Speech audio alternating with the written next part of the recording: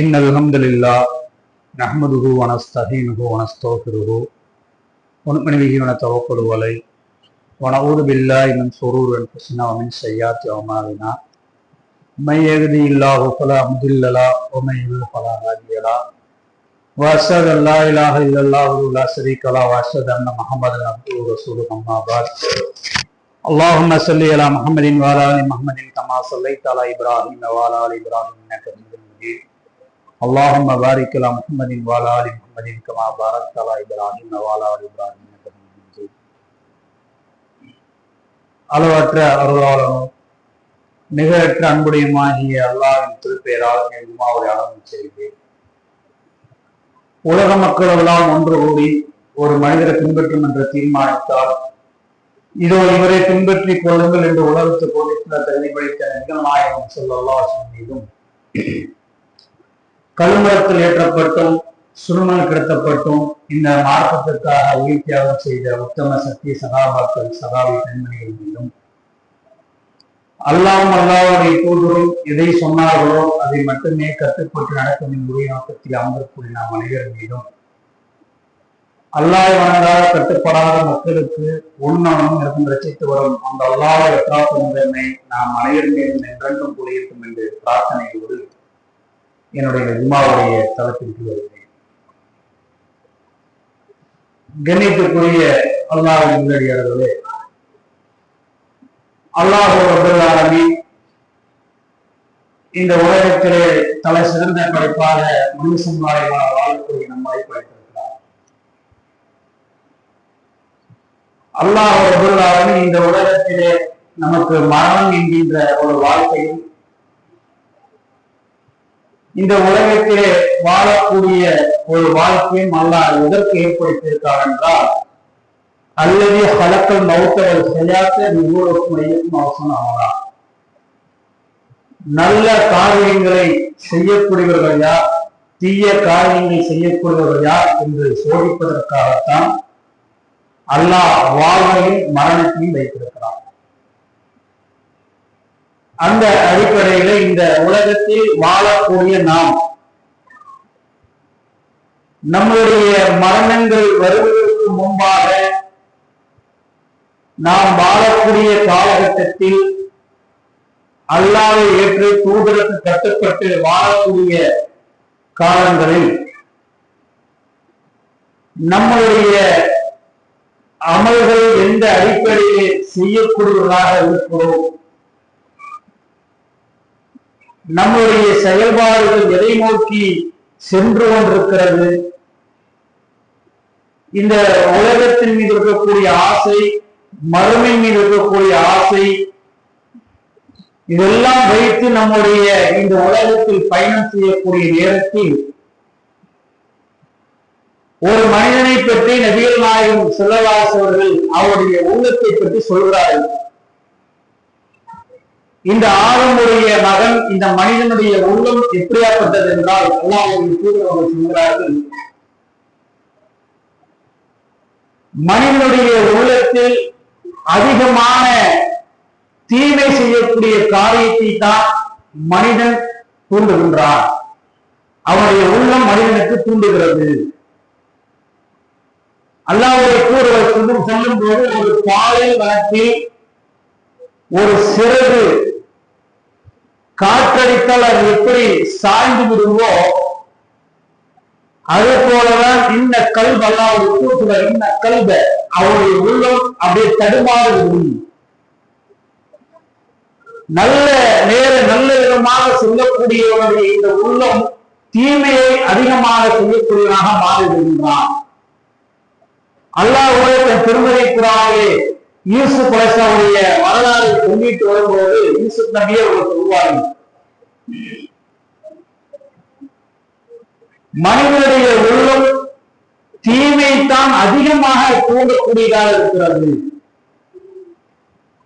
நாம் வாழுகின்ற இந்த உலகத்தில் வாழக்கூடிய காலகட்டத்தில் தினந்தோறும் எந்திரிக்கின்றோம், ஒன்றுகின்றோம். இந்த எந்திரித்தவர்களை ஒழுங்கக்கூடிய நேரங்களில் நாம் செய்யக்கூடிய நன்மையான காரியங்களை விட அதிகமாக தீமையை செய்யக்கூடியவர்களாகத்தான் இந்த உலகத்தில் மனிதர்கள் இருக்கிறார்கள்.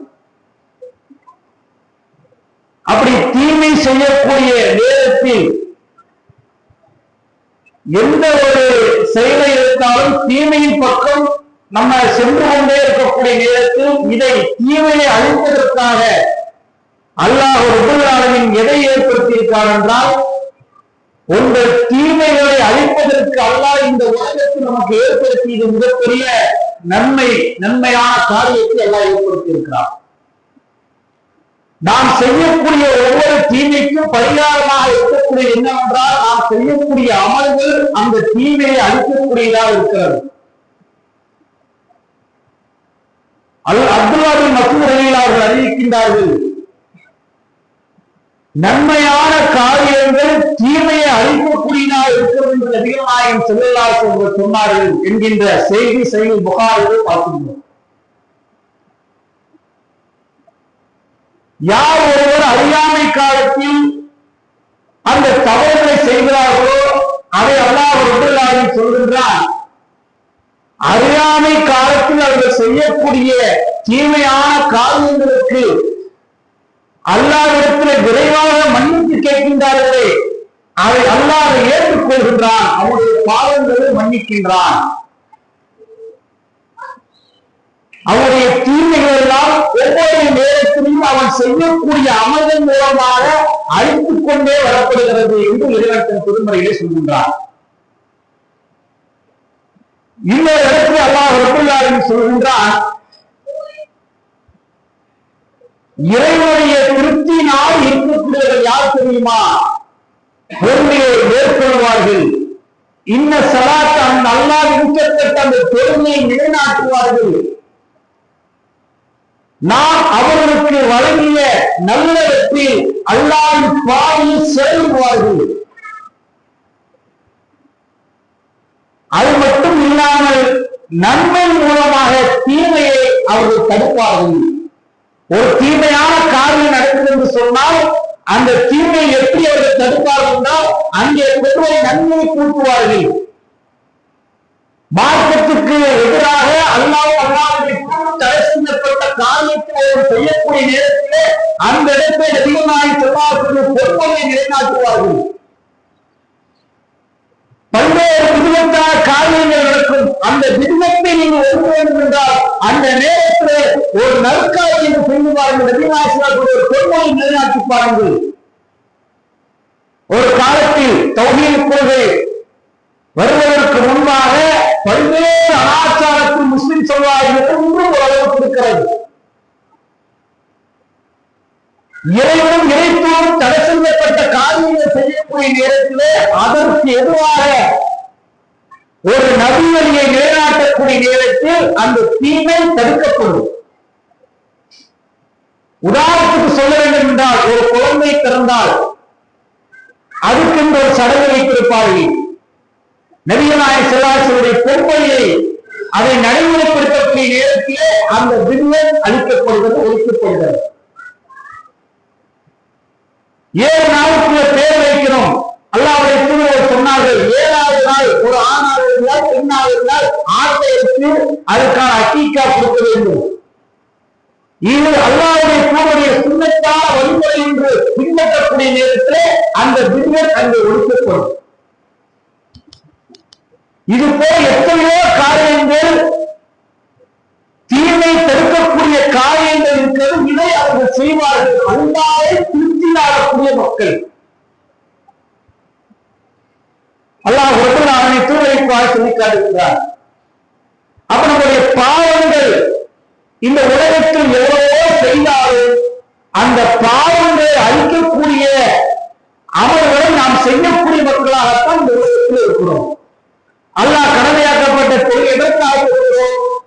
அல்லாஹ் நம்முடைய பாவங்களை மன்னிக்க வேண்டும், நம்முடைய தர்ஜாக்கள் அல்லாஹ் நன்மை உயர்த்த வேண்டும். யார் மறுமையினாலும் அதிகமாக நன்மையோடு வருகிறார்களோ அவர்கள் தான் வெற்றியாளர்கள்.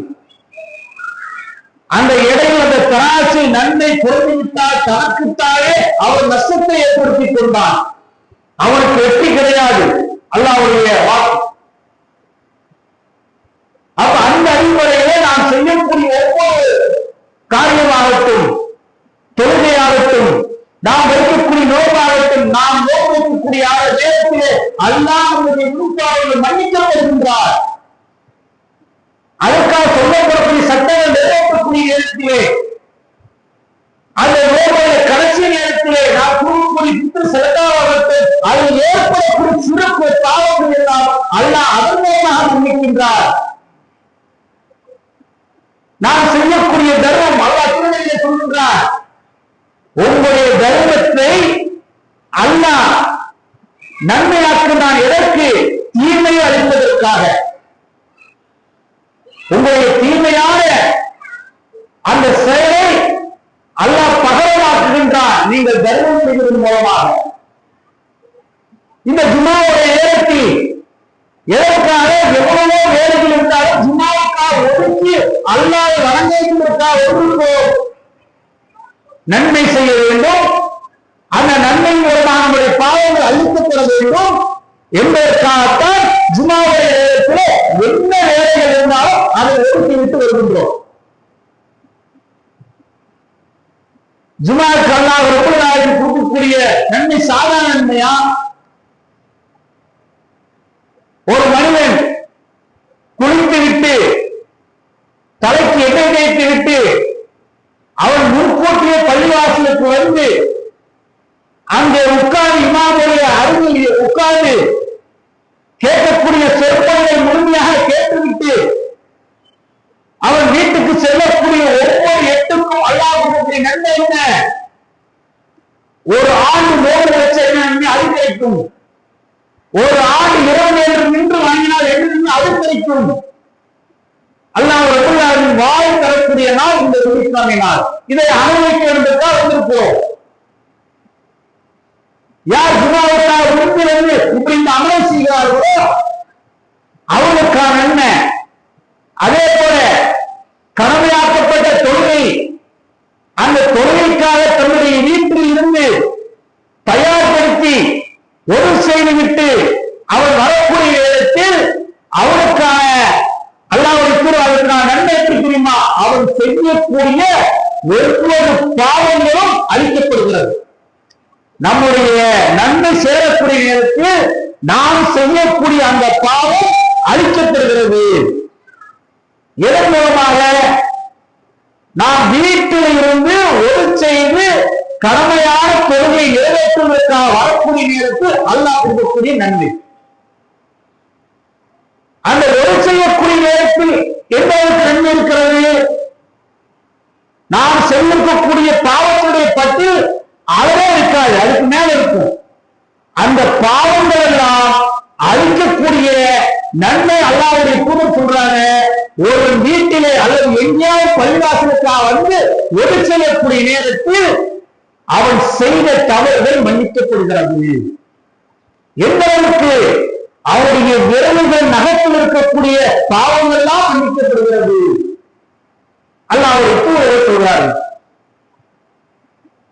அப்ப ஒரு செய்வதன் மூலமாக நன்மை, கடமையான பொருளை நிறைவேற்றுவதற்காக ஒரு செய்து விட்டு ஒவ்வொரு 8 எடுத்து வைக்கிறானே அந்த 8க்காக அவருடைய பாவங்கள் ஒவ்வொன்றாக அழிக்கப்படுகிறது. அல்லாஹ்வுடைய தூதர்கள் சொல்கிறார்கள். ஜும்மாவுடைய நேரத்தில் பள்ளிவாசலுக்கு வரக்கூடிய நேரத்தில் இந்த நன்மை அவன் பெறுகின்றான். அப்ப இவ்வளவு நன்மையும் நாம் செய்யக்கூடிய காரியம் ஒவ்வொன்றாக செய்யக்கூடிய நேரத்தில் நம்முடைய பாவங்கள் நம்மளை விட்டு ஒவ்வொன்றாக செல்கிறது. அப்ப இந்த பாவங்களை எல்லாம் எவ்வளோ செஞ்சிருப்போம், எவ்வளவோ காரியங்கள் நடந்திருப்போம். நம்ம பரிசோதித்து பார்த்தாக்கா தெரியும் நம்ம எந்த அளவுக்கு தவறு செய்யக்கூடியதாக இருக்கிறோம், நன்மை செய்யக்கூடியதாக இருக்கிறோம். அல்ல கடமையாக்கப்பட்ட அறிவே போது எல்லோரும் தொடக்கூடியதாக இருக்கிறோமா? இல்ல. அப்படி இருந்தும் கூட அல்லாஹ்வை நீ ஈமான் கொள்ளக்கூடிய நேரத்துல, அவரை ஏற்றுக்கொள்ளக்கூடிய நேரத்துல வாரத்தை ஒரு முறை அல்லாஹ் நன்மை தருகின்றான். ஜும்மாவுக்காக நீ வரக்கூடிய நேரத்தில் ஒரு பாவத்தை அளிக்கின்றான். அல்லாஹ்வுடைய தூதர் சொல்லி காட்டுகின்றார்கள். இப்படி ஏராளமான தவறுகளை நாம் செய்யக்கூடிய தீமையான காரியங்களுக்கு மார்க்கம் சொல்லக்கூடிய பரிகாரம் இவ்வளவு நன்மை செய்யக்கூடிய உங்களுடைய பாவங்கள் அளிக்கப்படுகிறது. ஒருவன் பள்ளிவாசலுக்காக வருகின்றான், அவன் எங்கேயாவது வரலாம், வரக்கூடிய பாதையில மக்களுக்கு தொந்தரவு தரக்கூடிய ஒரு பொருளை அவன் அகற்றி போகின்றான். நபிகள் நாயகம் சொல்றாங்க, ஒருவன் பாதையில் வரக்கூடிய நேரத்திலே மக்களுக்கு இடையூறாக இருக்கக்கூடிய பொருளை அதை அகற்றி தூக்கி எறிகின்றான். அல்ல இந்த நற்காரியத்தை பார்க்கிறான். இந்த நற்காரியத்தை பார்த்துவிட்டு அல்லாஹ் ரப்பல் ஆலமீன் அவருக்கு அவன் செய்த அந்த நல்ல செயலை நற்செயலை அங்கீகரிக்கின்றான். அங்கீகரித்து விட்டு அவன் செய்த பாவங்களை அல்லாஹ் மன்னிக்கின்றான். அப்போ நன்மையை செஞ்சு இருக்கக்கூடியவங்க நன்மை செய்யக்கூடிய நேரத்தில் ஒரு நன்மை செய்வதன் மூலமாக அவன் செய்யக்கூடிய தீமை ஒரு பக்கம் அழிக்கப்பட்டுக் கொண்டே இருக்கிறது.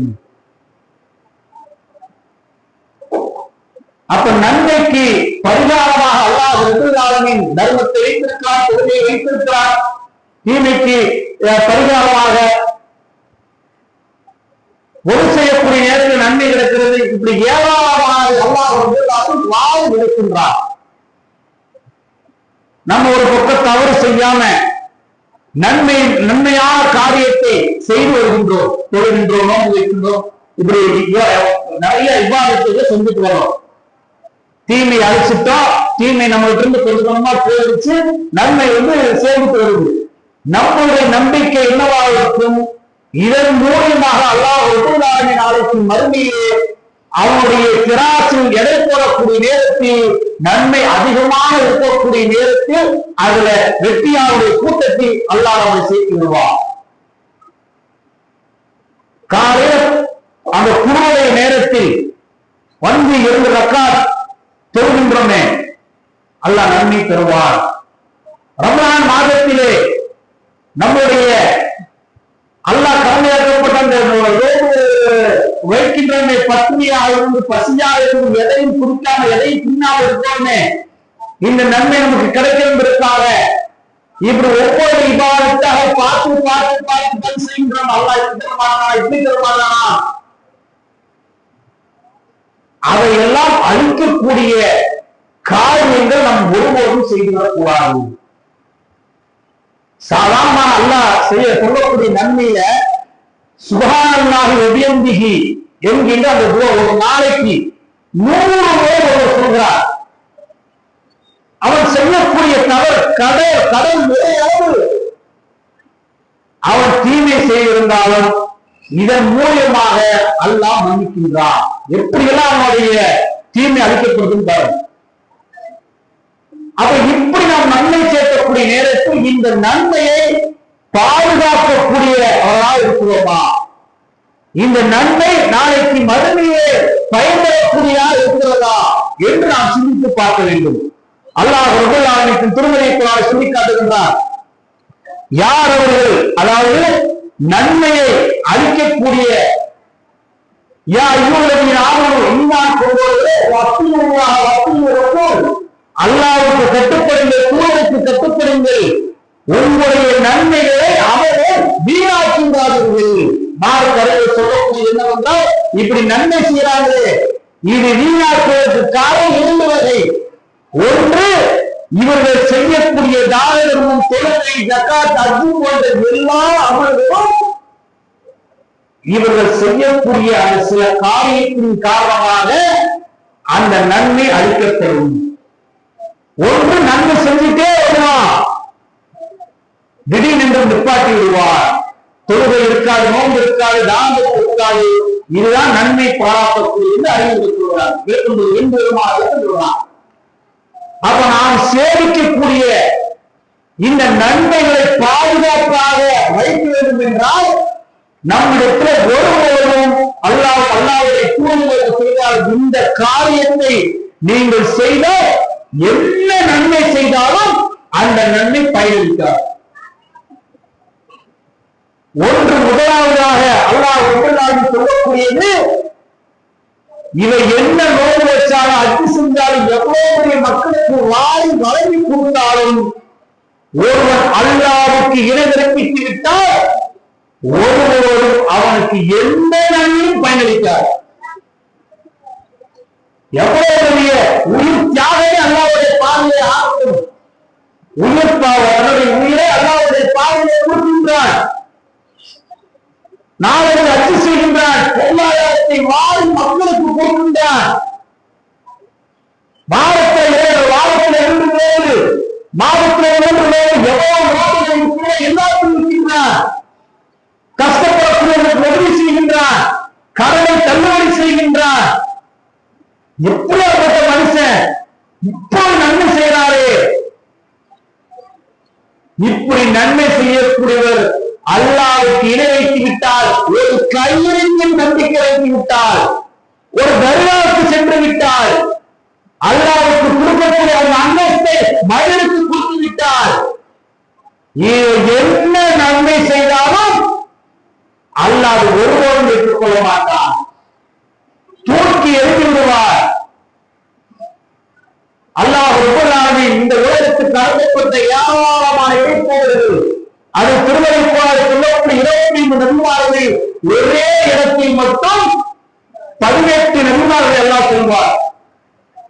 அந்த 18 நபிமார்களை சொல்லிவிட்டு இவர்களெல்லாம் இறைப்பவர்கள் என்று சொல்லிவிட்டு 6வது அத்தியாயத்தில் அல்லாஹ் சொல்கின்றார் 33வது வசனத்தில், இவர்களும் இணை வைத்தால் இவர்கள் என்ன அமல் செய்தாலும் அது அளிக்கப்பட்டுள்ளது. யாருக்கு? இறைத்துவருக்கு. நம்மளை விட பல மடங்கு உயர்ந்தவர்கள் அவர்கள் அல்லாஹ்வுக்கு ஏற்படுத்தி விட்டாலும் இந்த 18 தூதரை பார்த்து அல்லாஹ் நமக்கு எச்சரிக்கை செய்கின்றார். யாரெல்லாம் அல்லாஹ்வை விட்டுவிட்டு தர்காவுக்கு கைகளுக்கு அது இது என்று அல்லாஹ் நம்பிக்கை வைத்தால், பிறகு நம்பிக்கை வைத்து உதவி செய்கிறார்களோ அவர்கள் அல்லாஹ்வுக்கு இணை வைத்து விட்டார்கள். அவருடைய பாவத்தை அல்லாஹ் ஒருபோதும் மன்னிக்க மாட்டார். இது நபியா இருந்தாலும் சரி, யாரா இருந்தாலும் என்ன அமல் செய்தாலும் அதை அல்லாஹ் ஏற்றுக்கொள்ள மாட்டான். இப்படி ஒரு என்ன இணைப்பிக்கக்கூடியதாக இருந்தாலும் இதிலிருந்து என்ன நன்மை செய்தாலும் பிடிக்க முடியாது. அடுத்தது அல்லாஹ்வுடைய தூதர்கள் அல்லாஹ் திருமறையை சொல்கின்றான், குஃப்ரில் இருக்கக்கூடியவர்கள் அல்லாஹ்வை நம்புவார்கள், ஆனால் தூதரை ஏற்றுக்கொள்ள மாட்டார்கள், மறுமை நம்ப மாட்டார்கள், மார்க்கம் சொல்லக்கூடிய அந்த சட்டங்களை எல்லாம் மதிக்க மாட்டார்கள், அல்லாஹ் இந்த உலகத்துக்கு அருளப்பட்ட திருமறை குர்ஆனை ஏற்றுக்கொள்ள மாட்டார்கள். இவர்களுடைய நன்மை எது செய்தாலும் அல்லாஹ் ஏற்றுக்கொள்ள மாட்டார். அடுத்தது முனாஃபிக்குகள், நயவஞ்சகர்கள், ஏற்றுக்கிற மாதிரி ஏற்றுக்கிட்டு பின்னாடி போய் நடிப்பார்கள். இவர்களை என்ன நன்மை செய்தாலும் இந்த 3 சாராது மட்டும் எவ்வளவு நன்மை செய்தாலும் அந்த ஒருவரே அந்த நன்மை பயனளிக்கிறார். இதற்கு அடுத்து இருக்கக்கூடிய காரியங்கள் நம்முடைய நன்மை. அல்லாஹ் நாடினால் இணை கற்பிக்காமல் இருந்து சில தவறுகள் செய்யக்கூடிய நேரத்தில் அந்த தவறுகளை அல்லாஹ் நாடினால் தான் நன்மை கிடைக்கும். அது இல்லாமல் நாம் செய்யக்கூடிய இந்த தவறுகள் அல்லாஹ்வுடைய பட்டியலில் இருந்தால் இந்த தவறுகள் நம்மிடத்தில் இருந்து என்றால் நம்முடைய நன்மைகள் இருந்து ஒவ்வொன்றாக அளிக்கப்படும். நாம் செய்யக்கூடிய இபாதத்துகள், நோன்பு, ஹஜ் போன்ற பல நன்மையை செஞ்சது, அதுல இருந்து நம்முடைய நன்மைகள் ஒவ்வொன்றாக அளிக்கப்படும். அது அல்லாஹ்வுடைய தூதர்கள் சொல்கின்றார்கள். யார் ஒருவன் இந்த உலகத்திலே வாழக்கூடிய நேரத்திலே அல்லாஹ்வுடைய பாதையை தர்மம் செஞ்சிருப்பான், அந்த தர்மத்தை சொல்லி காட்டி தொழிலை கொடுக்கின்றானே, இவனுடைய நன்மை அளிக்கப்பட்டுள்ளது. நான் அப்படி செஞ்சேன் இப்படி செஞ்சேன், நான் மட்டும் இல்லைன்னா அவர் இந்த கொண்டிருக்க மாட்டாரு. நான் சொல்றேன்னு சொல்லல, ஒரு பேருக்கு சொல்ற, நம்மதான் ஒரு உதவி செஞ்சோம், நம்மதான் ஒரு தூக்கி விட்டோம், இன்னைக்கு வந்துட்டாரு. இல்ல சம்பந்தப்பட்டவங்க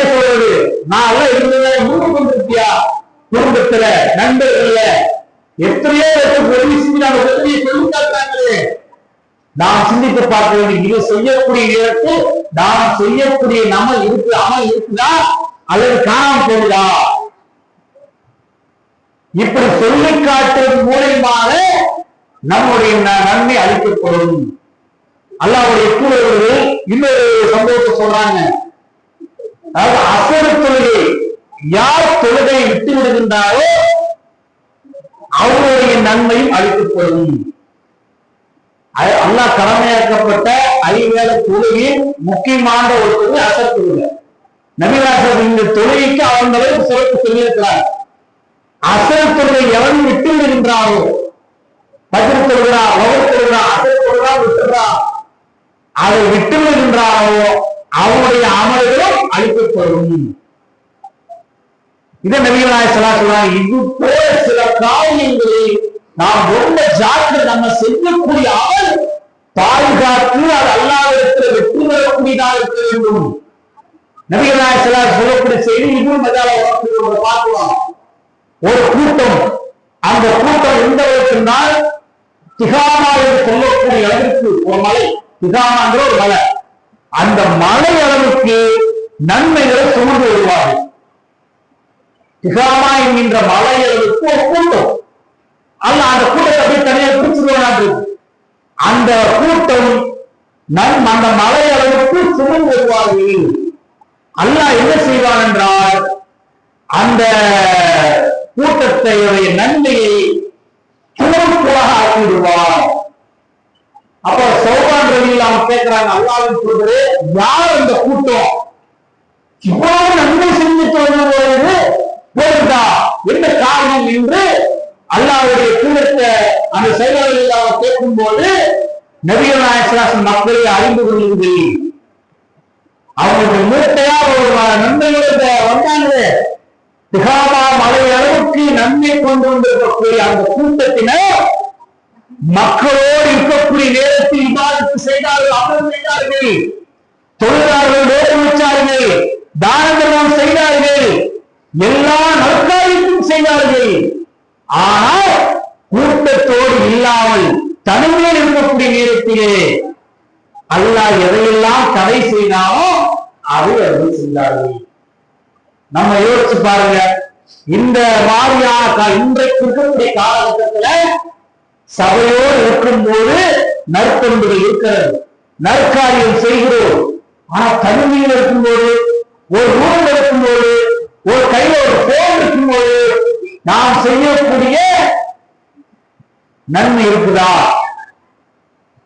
எதை அல்லாஹ் தடை செய்தாரோ, எதை செய்யக்கூடாது என்று அல்லாஹ் சொன்னாரோ அந்த காரியத்தை தனிமையில செய்தவனே யாரு பார்க்கல வட்டி வாங்கணும், யாரும் இல்ல மலச்சர் கல்யாணத்துக்கு போனோம், யாருமே கேட்கல ஒரு வட்டிக்காக ஒரு வண்டியை வாங்கணும், யார் எந்த சாட்சி இல்ல ஒரு வீட்டை வட்டிக்கு வீடு கட்டணும்.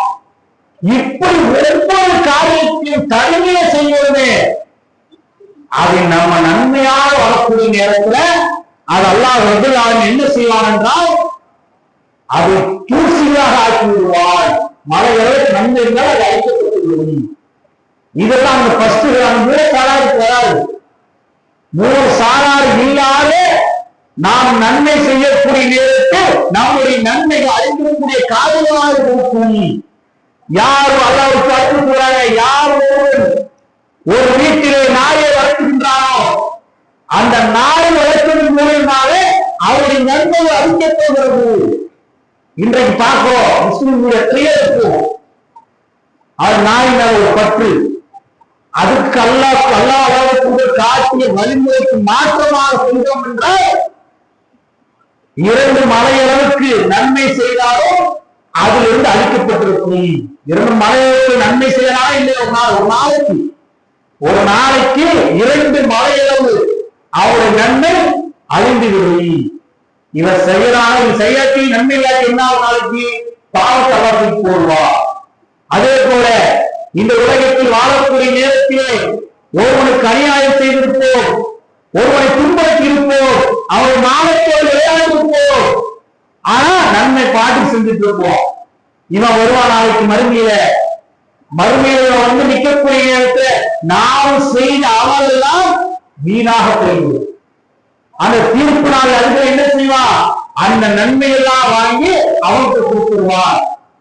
அப்ப நன்மை இழந்திருக்கக்கூடியவர்களாக நாம் இருக்கின்றோம். இதிலிருந்து நாம் காப்பாற்றப்பட வேண்டும் என்றால் நாம் அல்லாஹ்வுடைய தூதர் சொன்ன அடிப்படையில் நாம் யாவரை அறிந்து கொள்ள வேண்டும்.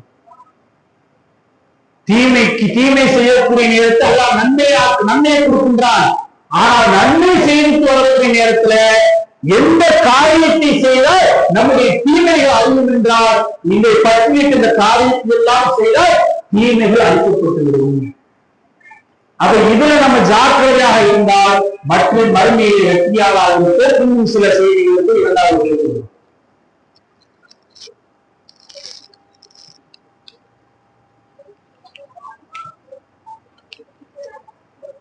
அல்ஹம்துலில்லாஹி ரப்பில் ஆலமீன். எழுதக்கூடிய அல்லாஹ் நெறியாளர்களே, அல்லாஹ்வுடைய தூதரவர்கள் வந்து சஹாபாக்கள்கிட்ட பயந்த ஒரு விஷயத்தை சொல்றாங்க. உங்களிடம் நான் அச்சப்படுவதெல்லாம் சிறு இன வைப்புதா? சிறு இன வைப்பு என்றால் அதான் மோஸ்குடி, பிறருக்காக பிறர் காட்டுவதற்காக நன்மை செய்வது. அந்த பிறர் காட்டுவதற்காக நாம் செய்யக்கூடிய இபாதத்துகள் இருந்தது என்றால் அது அளிக்கப்பட்டிருக்கும், பயனளிக்காது. ஒருவன் அல்லாஹ்வுக்காக உள்ள எந்த இபாதத்தாக இருந்தாலும் தூய்மையாக அல்லாஹ்வுக்காக செய்தார் என்றால் அதற்கான திருவிழானை மறுமையை பார்ப்பார். அது இல்லாமல் அல்லாஹ்வுடைய தூதர்கள் பயந்தார்களே, இந்த விஷயத்திற்காக விளம்பரத்திற்காக ஒரு குர்பான் கொடுக்கிறான், விளம்பரத்திற்காக செய்யறான், நன்மை கிடைக்காது. ஒரு நோம்பு வைக்கிறான், நான் நோம்பாய் தெரியுமா எண்ணி விடமாட்டேன், அல்லாஹ்வுக்காக இல்லாம மக்கள் புகழ் செய்கின்றானா அவருக்கு நன்மை கிடைக்காது. விளம்பரத்திற்காக எந்த காரியத்தை செய்தாலும் அல்லாஹ் ஒருவரும் ஏற்றுக்கொள்ள மாட்டான். அல்லாஹ் எப்படி சொல்றாங்க, மறுமை நாள்ல வருவான், அவன் வந்து நிறைய அமலை செஞ்சிருப்பான். நீ உலகத்துல இன்னார் இப்படி சொல்றதுக்கா செஞ்ச, சொந்தத்துல இப்படி சொல்றதுக்கா செஞ்ச, நண்பர்கள் இப்படி பேசுவதற்கா செஞ்ச, பொதுமக்கள் இப்படி சொல்றதுக்கா செஞ்சையா, விரும்பத்துக்காக எல்லா அமலும் செஞ்சியா, ஓ நீ அவங்க போய் வாங்கிக்க. உலகத்துல யார் இருக்காங்களோ அவங்ககிட்ட போய் நீ தேடி வாங்கிக்க. அப்போ நம்ம செஞ்ச நன்மை எல்லாம் வீணா போயிடும். நபிகள் நாயகம் ஸல்லல்லாஹு அலைஹி வஸல்லம் சொல்கின்றார்கள், வருவார் 3 மறுமையினால் 3 பேர் வருவார்கள். நன்மை அதிகமாக செய்தவர்கள் யார்? அல்லாஹ்வுடைய பாதையில் தன்னை உயிரை தியாகம் செய்தவன், அவன் வருவான். அல்லாஹ் சொல்லுவார், இறைவா உன்னுடைய பாதையை நான் உயிர் தியாகம் செய்வேன், நீ செஞ்ச எனக்காக செய்ய, மக்கள் உன்னை வீரன் என்று புகழ்வதற்காக செய்தாய், அதற்காக அல்லாஹ் முகப்புறத்துக்கு போட்டுவான். நன்மை போச்சு. அடுத்தது மார்க்க கல்வியை நல்ல விதமாக தெரிந்து மக்களை கெடுத்து வைத்தவன், இவரு சரியாக பேசுவார்கள் என்று மக்கள் புகழ்வதற்காக பிரச்சாரத்தை அமைத்து போட்டாரே மார்க்க அறிஞன், அவனை அல்லாஹ் தூக்கி போடுவான். அடுத்தது பொருளாதாரத்தெல்லாம் வாடி கொடுத்திருப்பான், மக்களுக்கு நிறைய செலவு செய்வான், அவனுடன் நிற்பான். அல்லாஹ்ட்ட இறைவா நீ சொன்ன மாதிரி எல்லாருக்கும் தானங்கள் கொடுத்த, பள்ளிவாசல் கொடுத்த, அது கொடுத்த, இது கொடுத்த என்று சொல்லக்கூடிய நேரத்தில் அல்லாஹ் அதை ஒருவரும் ஏற்றுக்கொள்ள மாட்டீங்க. என்ன நன்மை செஞ்சாலும் சரி, அல்லாஹ்க்காக செய்தது மட்டும்தான் அல்லாஹ் ஏற்றுக்கொள்வார். நான் மட்டும் இந்த ஊர்ல இல்லைன்னா கல்விப்பள்ளி வந்திருக்குமா, மதரசா வந்திருக்குமா, இந்த மக்கள் உருவாயிருக்கு, என்னால்தான் முடியும். இந்த எண்ணம் உள்ளத்துல வந்துருச்சுன்னு சொன்னா இது ஒருவரும் பயனளிக்காது. என்ன அமர்வு செய்தாலும் சரி, நாங்கெல்லாம் எவன்னா அப்படி ஒரு வசூல் பண்ணி கொண்டு வந்து கொடுத்துருவோம், இது நான் என்னால முடியும். இந்த எண்ணம் நம்முடைய உள்ளத்தில் வந்து விட்டால், நான் இருந்தால்தான் அதை கரெக்டா செய்வேன் என்று நம்முடைய உள்ளத்தில் மாறிவிட்டால், நம்ம என்ன நன்மை செஞ்சாலும் சரி அந்த நன்மை ஒருபோதும் பயனளிக்காது. அப்ப அல்லாஹ் ரப்பல் ஆலமீன் நம்மை காப்பாற்றுவதற்கு இருவரும் நாம் செய்யக்கூடிய நன்மை மூலமாக பாவங்கள் அழிக்கப்படும், தீமைகள் அழிக்கப்படுகிறது. அப்படி தீமைகள் அழிக்கப்பட்டு நன்மையோடு வரக்கூடிய நேரத்தில் நாம் சில காரியங்கள் செய்துவிட்டால் நம்மிடமிருந்து அந்த நன்மைகள் எல்லாம் அழிக்கப்பட்டுவிடும். அதிலே ஜாக்கிரதையாக இருந்து இந்த உலகத்தில் வாழக்கூடிய நேரத்திலே நாம் செய்யக்கூடிய ஒவ்வொரு அமலும் அல்லாஹ்வுக்காக செய்யப்படுவதாக, நாளைக்கு மறுமையிலே இந்த அனைத்து அமல்களும் வெற்றி தரக்கூடியதாக அல்லாஹ் நமக்கு கண்கள் என்று கேட்டு எனது உரையை நிறைவு செய்கின்றேன்.